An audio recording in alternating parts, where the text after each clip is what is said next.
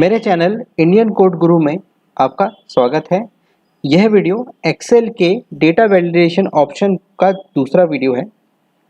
Data validation पर मैंने एक और वीडियो बनाया है। अगर आपने उस वीडियो को नहीं देखा है तो प्लीज़ उसका लिंक डिस्क्रिप्शन में है या आई बटन को दबाने पर भी आपको उसका लिंक मिल जाएगा। और मेरा ये सजेशन है कि अगर आपको उस वीडियो को ज़रूर देखें। पर सबसे पहले अगर आपने मेरे चैनल को सब्सक्राइब नहीं किया है तो चैनल को सब्सक्राइब करें और बेल आइकन पर क्लिक करें, जिससे आपको मेरे आने वाले वीडियोस की नोटिफिकेशन मिल सके। तो दोस्तों चलिए शुरू करते हैं। जैसा कि आपको दिख रहा है, मैंने यहाँ पर एक्सेल में पहले से कुछ डेटा टाइप किया हुआ है। यहाँ मैं आपको एक चीज़ बता दूं कि ये जो मैं एक्सेल यूज़ कर रहा हूँ ये एक्सेल 2016 है, एक्सेल का 2016 वर्जन है। और जो ऑप्शन आज अपन डिस्कस कर रहे हैं डेटा वैलिडेशन, ये ऑप्शन आपको MS एक्सेल के हर वर्जन में अवेलेबल है और इसका फॉर्मेट और लोकेशन भी सेम है।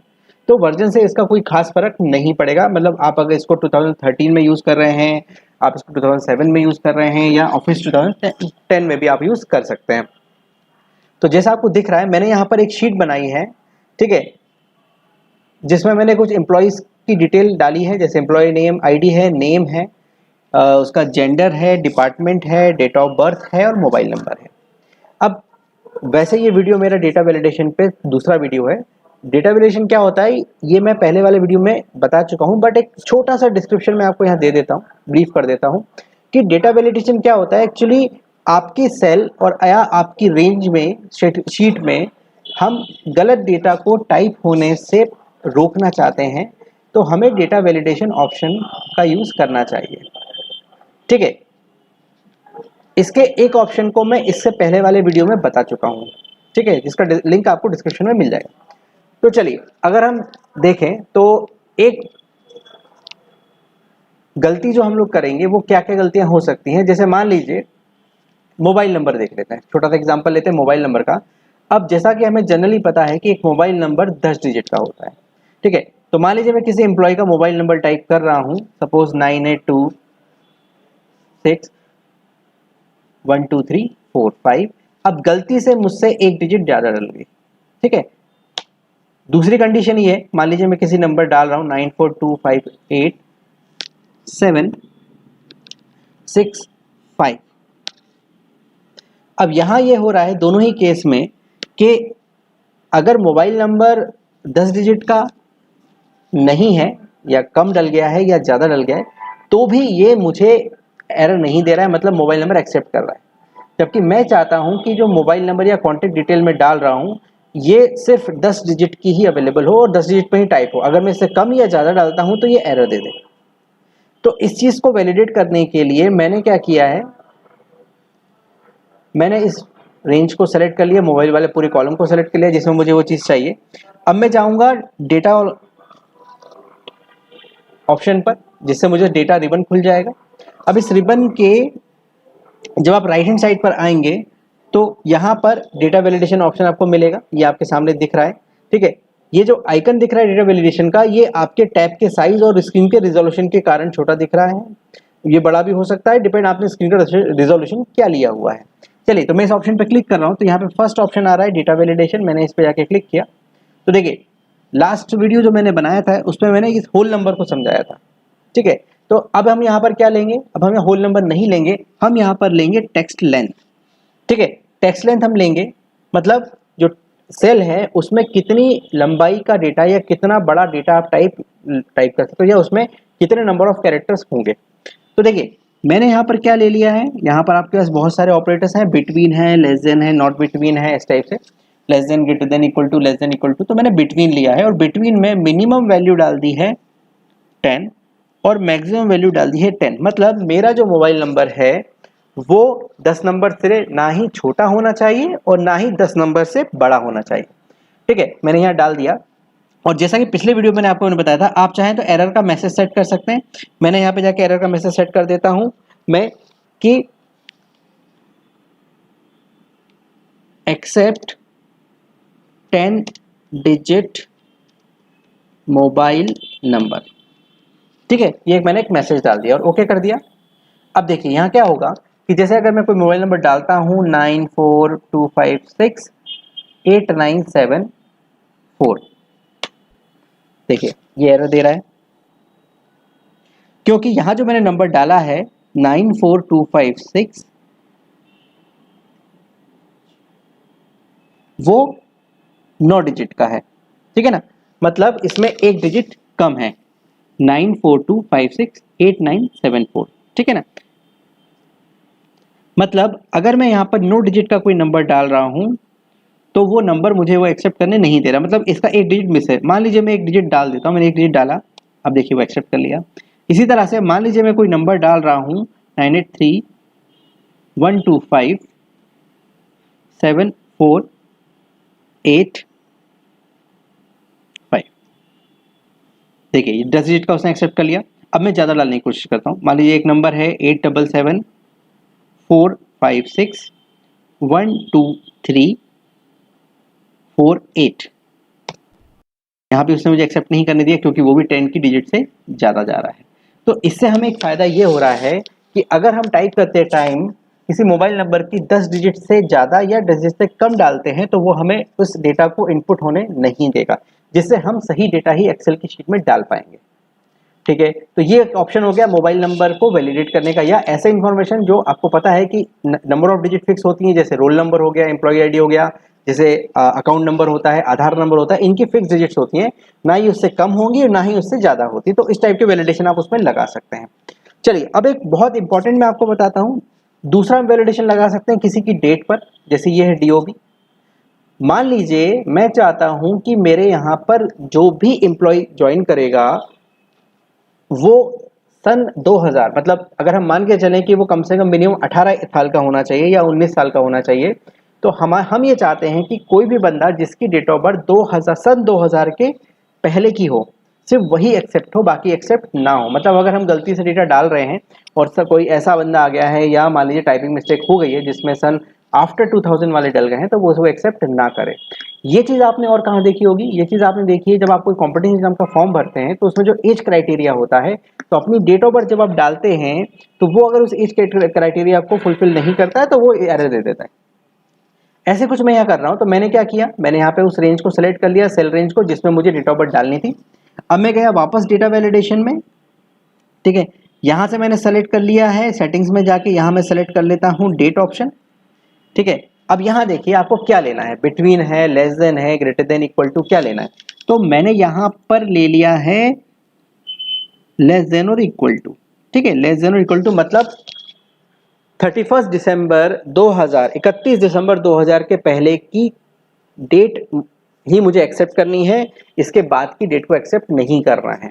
तो अब आपको जैसा कि पता ही होगा कि एक्सेल में बाय डिफॉल्ट पहले मंथ आता है, तो मैंने पहले मंथ लिखा, फिर मैंने डाला यहाँ पर दिसंबर 31 डे, और फिर मैंने डाल दिया ईयर, मतलब 12/31/2000, मतलब 12 हो गया दिसंबर का मंथ, 31 हो गई उसकी तारीख और सन हो गया 2000, ठीक है।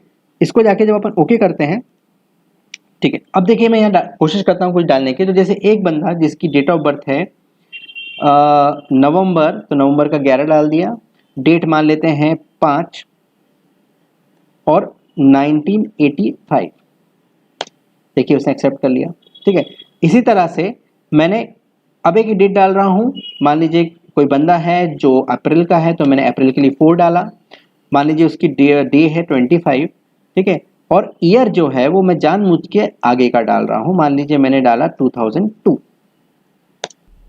वो उसे एक्सेप्ट करने नहीं दे रहा है। अच्छा, यहाँ जो ये एरर मैसेज आ रहा है ये डिफॉल्ट एरर मैसेज है, जैसे मैंने इससे पहले वाले ऑप्शन में आपको बताया कि हम जाके उस एरर मैसेज को बदल सकते हैं, जिससे जो एरर है वो हमारी कंडीशन या हमारी स्पेसिफिक के कारण जैसे हमें एरर चाहिए वैसे दिखा दे, मतलब जो टाइप कर रहा है उसको समझ में आए कि आपने क्या गलती की हुई है। अब जब तक मैं इसे करेक्ट नहीं करूंगा ये उसे एक्सेप्ट नहीं करेगा। देखिए 2000 का ले लिया, उसने एक्सेप्ट कर लिया, ठीक है। तो इस तरह से आप डेट पे भी लगा सकते हैं। अच्छा, यहाँ पर एक चीज़ और मैं बता दूं कि अगर आपको कोई वैलिडेशन हटाना है तो आपको उसे सेलेक्ट करना पड़ेगा, वापस उसी रेंज को आपको डेटा वैलिडेशन में जाना है और वहाँ पे जो क्लियर ऑल दिया हुआ है इस पर क्लिक करना है और ओके कर देना, जिससे ये वैलिडेशन अब हट चुका है। अब एक और बहुत इंपॉर्टेंट है, वो है जैसे कि जेंडर। ठीक है, मैं एक और डेटा वैलिडेशन आपको बताता हूँ जेंडर को लेके। इसे हम बोलते हैं लिस्ट बनाना भी बोलते हैं। जैसे एक कॉमन प्रॉब्लम है कि जब आप जेंडर डालते हैं तो कई लोग क्या करते हैं, जैसे ये फर्स्ट जो एम्प्लॉय है मेरा अमित शर्मा, उसकी जेंडर मेल है, तो हम लोग क्या करते हैं MALE भी लिख देंगे। ठीक है, मान लीजिए फिर दूसरा है राकेश जोशी, उसका भी जेंडर मेल है, तो मान लीजिए गलती से मैं सिर्फ M लिख के छोड़ के चला आया। ठीक है, फिर इसी तरह से महेश सोनी के केस में भी पता चला मैंने कैपिटल M लिख के छोड़ दिया। तो यहाँ एक प्रॉब्लम ये आ रही है कि यहाँ पर कोई स्टैंडर्ड नहीं है, मतलब हम मेल भी लिख रहे हैं, हम M भी लिख पा रहे हैं, हम कैपिटल M भी लिख रहे हैं। मतलब इससे नुकसान ये होगा कि जब आप इसे डेटा को फिल्टर करेंगे या सॉर्टिंग करेंगे तो ये इन तीनों ही इंफॉर्मेशन को अलग अलग काउंट करेगा, जिससे सपोज आपको सॉर्टिंग करना है या फिल्टर करना है मेल वालों को, तो ये सिर्फ पर्टिकुलर लेटर या मेल को ही सर्च करके दिखा पाएगा। मैं चाहता हूं कि यहाँ पे प्रिवेंशन आ जाए, यहाँ पर रोक लग जाए कि आप किसी भी तरह से इसमें सिर्फ एक ही तरह से डेटा इनपुट कर सकें। और चलिए, मुझे पता है कि यहाँ पर ऑप्शन ज़्यादा नहीं है, यहाँ पर सिर्फ दो ही ऑप्शन आना है, मेल या फीमेल या कोई अदर, तो मैं क्यों यूज़र को टाइप कर रहा हूँ। तो मैं इसकी एक लिस्ट बना लेता हूँ, कस्टम लिस्ट बना लेते हैं। तो पहले मैं इसे सेलेक्ट कर रहा हूँ, ठीक है, वही मैंने इसको सेलेक्ट कर लिया। उसके बाद मैं वापस गया डेटा वैलिडेशन में। अब डेटा वैलिडेशन में जाके मुझे एक ऑप्शन मिलेगा लिस्ट में, इसको लिस्ट को सेलेक्ट कर रहा हूँ, तो यहाँ पे सोर्स ऑप्शन आ रहा है। अब यहाँ पर हम क्या करेंगे, जो जो ऑप्शन मैं लिस्ट के रूप में दिखाना चाहता हूँ या यूजर से ड्रॉप डाउन में सेलेक्ट कराना चाहता हूँ, वो मैं यहाँ टाइप कर दूंगा। तो मैं यहाँ टाइप कर रहा हूँ जैसे MALE मेल। उसके बाद आपको दूसरे लिस्ट आइटम को देने के लिए कॉमा लगाना है, फिर मैंने लिख दिया फीमेल। ठीक है, फिर कॉमा लगा के मैंने लिख दिया अदर्स। ठीक है, मैंने ये तीनों देके ओके किया। अब आप देखेंगे जब जेंडर पे जाके जब आप माउस को रखेंगे तो साइड में एक ड्रॉप डाउन का ऑप्शन आ गया है। अब जब आप इस पर क्लिक करेंगे तो देखिए वो तीनों ऑप्शन जो मैंने वहाँ दिए थे, जिन्हें कॉमा से मैंने सेपरेट किया था, वो यहाँ पर आ चुके हैं। मैंने जैसे मेल सेलेक्ट करना है, मेल। ठीक है, मुझे अगर इसको भी मेल सेलेक्ट करना है, नीचे थोड़ा देख लेते थे, मोनिका शर्मा है, इनका जेंडर फीमेल है, तो मैं फीमेल सेलेक्ट कर लूँगा।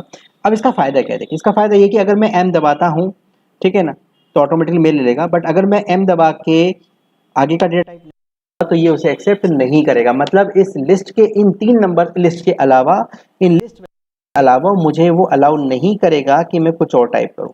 इससे फायदा ये होगा कि जो डेटा है वो एक स्टैंडर्ड वे में जाएगा, जिससे हम आगे सॉर्टिंग और फिल्टरिंग कर पाएंगे।